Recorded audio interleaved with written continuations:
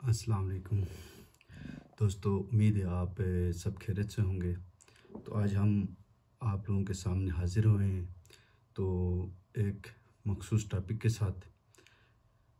हम सबको पता है कि एंटीबायोटिक्स जो है ना, हमारे माशरे में उसका बेहतरीन इस्तेमाल हो रहा है। तो एंटीबायोटिक्स के ऊपर हम बात करेंगे।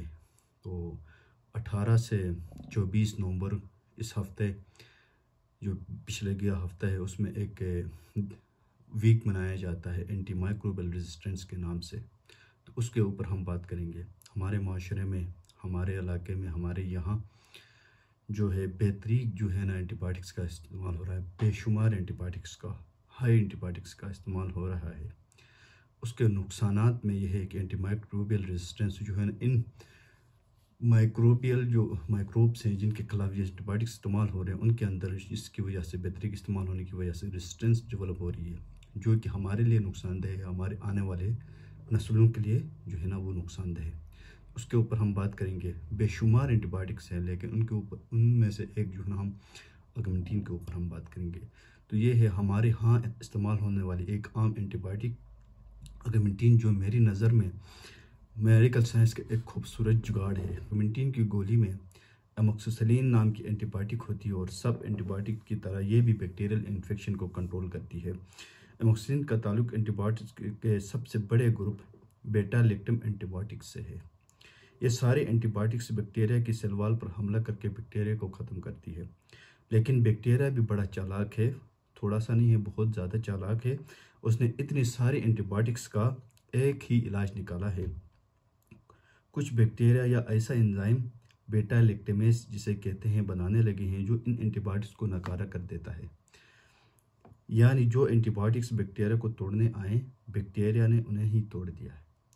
जो बैक्टीरिया पे हमला करने के लिए हम एंटीबायोटिक्स इस्तेमाल करते हैं, उन एंटीबायोटिक्स को ही ये बैक्टीरिया तोड़ देते हैं। मतलब जब रेजिस्टेंस डेवलप होती है तो यहाँ पर आता है। और हमारा जुगाड़, हमने बैक्टीरिया के इस एंजाइम को पकड़ा और कुछ ऐसे केमिकल्स लेके आए जो इस एंजाइम को नकारा कर दे। मतलब हमने एमोक्सिसिलिन की रेजिस्टेंस को कंट्रोल करने के लिए दूसरे केमिकल्स ऐड किए हैं।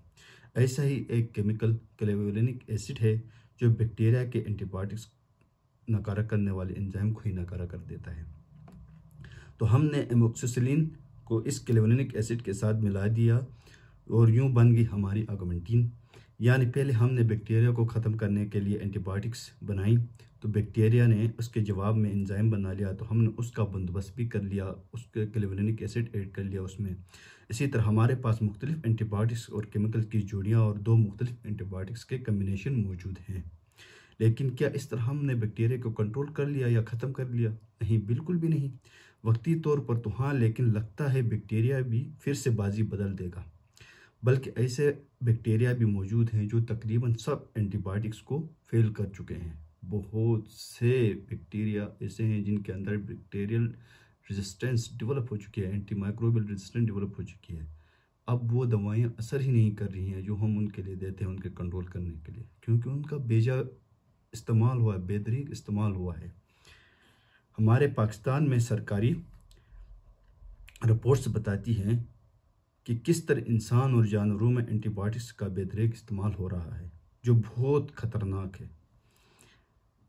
इसी तरह 18 से 24 नवंबर, ये हर साल 18 से 24 नवंबर आलमी इदारा सेहत की तरफ से एंटीबायोटिक्स और एंटीबायोटिक की रेजिस्टेंस की आगाही के तौर पर मनाया जाता है। तो हम आज के ये वीडियो बनाने का मकसद ये है कि हम ये जो है ना आगाही फराहम करें लोगों को कि एंटीबायोटिक्स का बेजा इस्तेमाल नहीं करें।